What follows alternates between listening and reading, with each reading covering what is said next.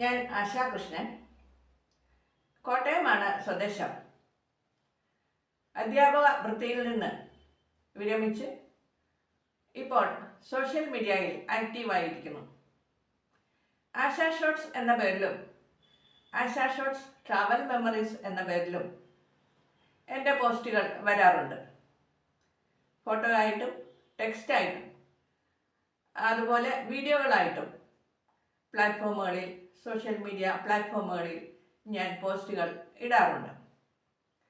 ഇതുവഴി എൻ്റെ ശിഷ്യഗണങ്ങളായ ധാരാളം ആൾക്കാരും അതുപോലെ പരിചയത്തിലുള്ളവരും പരിചയത്തിൽ ഇല്ലാത്തവരുമായ മറ്റുള്ള ധാരാളം ആൾക്കാരും ഈ പോസ്റ്റുകൾ കാണുകയും ഇഷ്ടപ്പെടുകയും ചെയ്യുന്നു എന്ന് അറിയുന്നതിൽ വളരെയേറെ സന്തോഷം.